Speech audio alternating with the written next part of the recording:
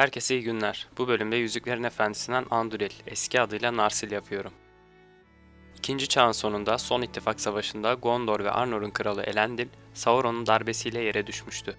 Oğlu Isildur, babasının kırılan kılıcı Narsil ile Sauron'un parmaklarını kesmiş ve Sauron'u alt edip yüzüğe sahip olmuştu. Narsil ve parçaları elfler tarafından Rivendell'e götürülmüş, muhafaza edilmişti. 3000 yıl sonra Elrond, Narsil'i tekrar dövdürtmüş, ona Anduril yani Batı'nın Alevi ismini vermişti ve onu Isildur'un varisi Aragorn'a teslim etmişti. Şimdi yapım aşamasına geçelim.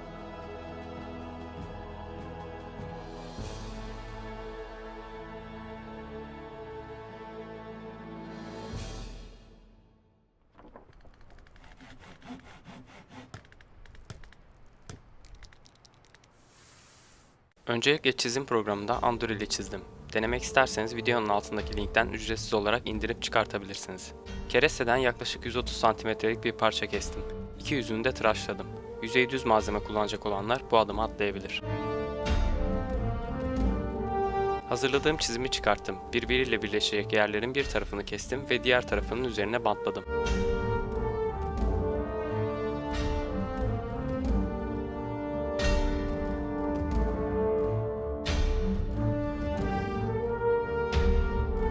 Çizimi birleştirdikten sonra karbon kağıdı yardımıyla tahtanın üzerine geçirdim.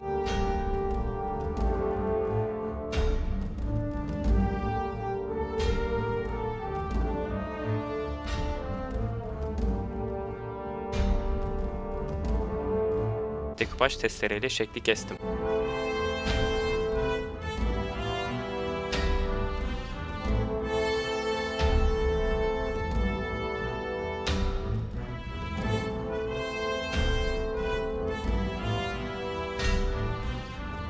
Tahtam kalın olduğu için inceltmem gerekti. Kılıcın yan kısmına ön ve arkadan eşit uzaklıkta birer çizgi çektim. Kılıcın ön tarafına belli aralıklarla çizgiler çektim. Kıl testereyle bu çizgiler üzerinden yana çizdiğim çizgiye kadar kestim. Düz ıskarpela ve çekiç yardımıyla bölümlere ayırdığım fazlalık kısımları oydum.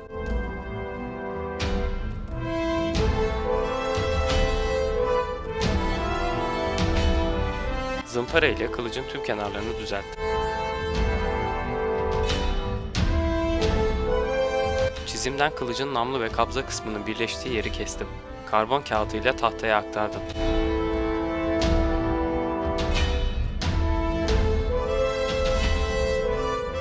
Fazlalık kısmı oydum.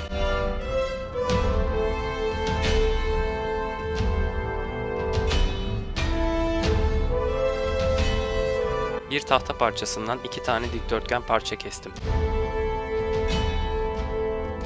Bu parçaları tutkal yardımıyla gösterdiğim bölgelere yapıştırdım ve işkenceyle sıkıştırarak kurumaya bıraktım. Baş kısmını düzelttim.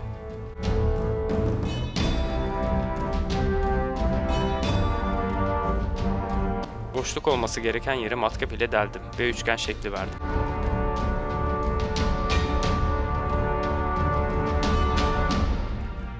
Çizgiler arası kısmı içe eğimli olacak şekilde zımparaladım.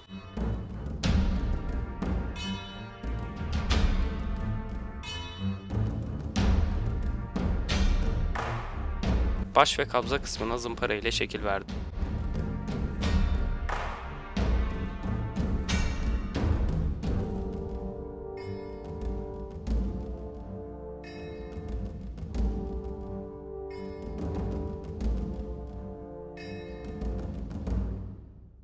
Yine kestiğim çizimi kullandım. Sonradan yapıştırdığım dikdörtgenleri bu çizime göre oydum.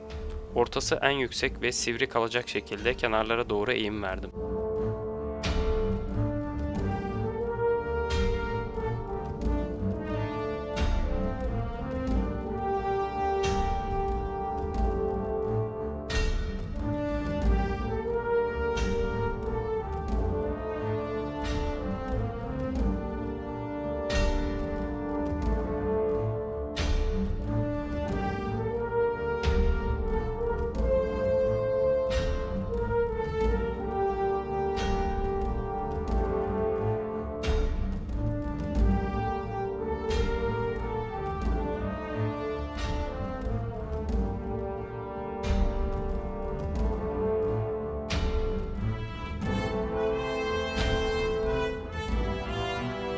Kılıcın siper kısmına zımpara ve törpü yardımıyla şekil verdim.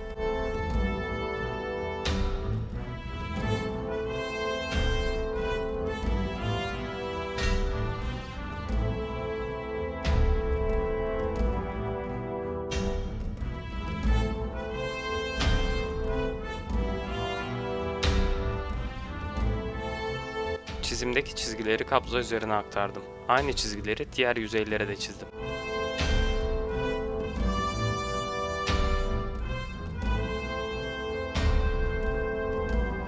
Çizgilerin üzeri dışarıda, araları içeride olacak şekilde zımparaladım.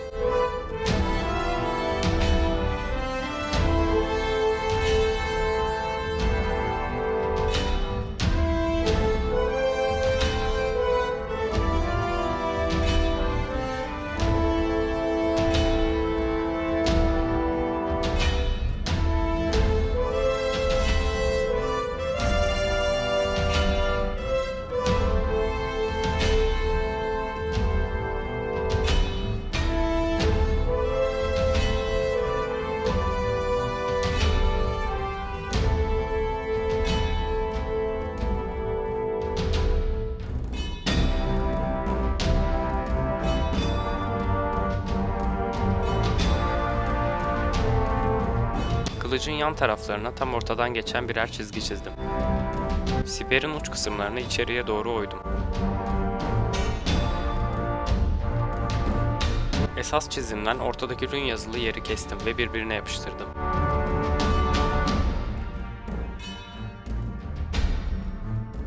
Kılıcın üzerine koydum ve oluk için sınır belirledim. Oluk sınırı ve yan tarafa çizdiğim çizgi arasını ıskarpela ve çekiç yardımıyla oydum ve zımpara ile düzelttim. Bunu dört taraf için de yaptım.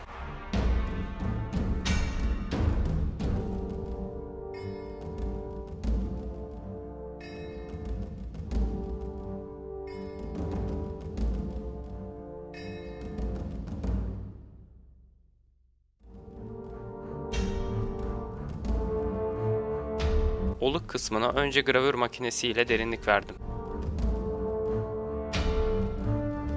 Zımparanın içine kalem koyup zımparalayarak pürüzsüz hale getirdim.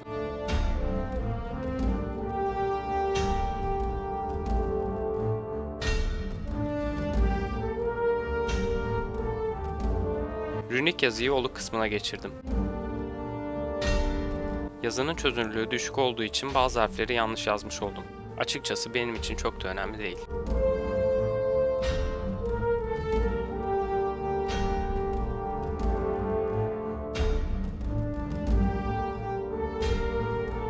Harfleri kazıdım.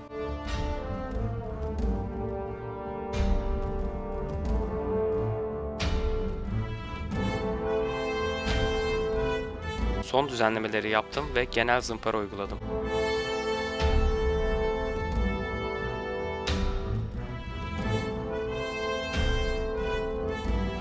Boşluk ve hatalar için macun kullandım. Yapı malzemesi satan yerlerde bulabilirsiniz. Önce sürdüm, sonra parmağımla yaydım. Benim için daha kolay bir yöntem oldu.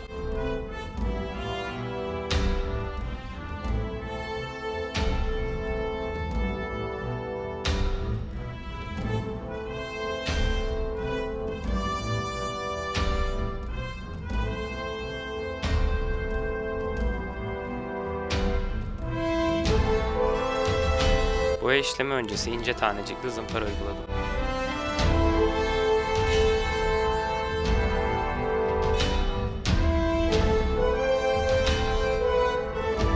Kılıcı tozdan arındırdım. 2 kat astar uyguladım ve ıslak zımparaladım.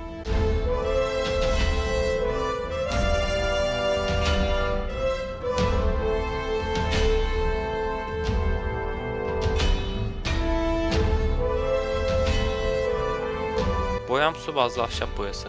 Namlu için metalik inci ile biraz metalik gümüşü karıştırdım ve su ile seyrelttim.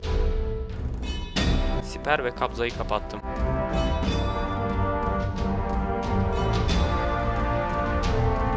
Boya viskozitesini önceki bölüme göre daha iyi ayarladım. Böylece 3-4 kat boya ile istediğimi elde ettim. Namluyu kapatıp kabzayı boyadım. Bu kısım için daha çok gümüş rengi kullandım. Siperin uçlarındaki ve baştaki altın rengi kısımları boyadım.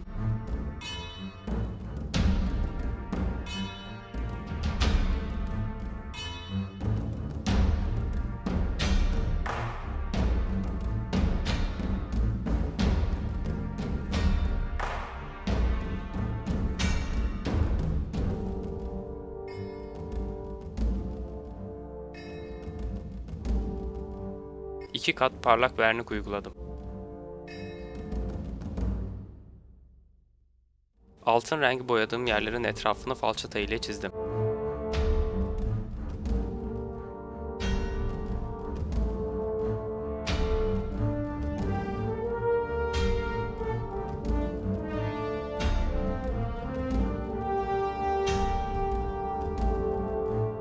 Kabzada deri kullandım. Kumaş satan yerlerde bulabilirsiniz. Bir parça deri kestim ve kabzanın deri olması gereken yerini kapladım.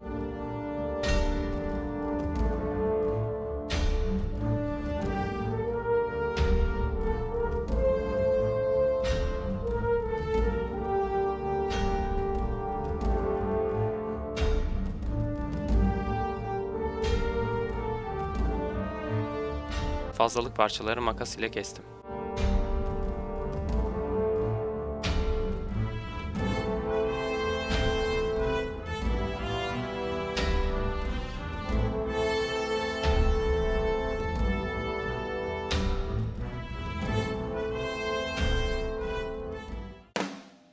Anduril hazır. Beğendiyseniz beğen butonuna basmayı ve abone olmayı unutmayın. İzlediğiniz için teşekkür ederim.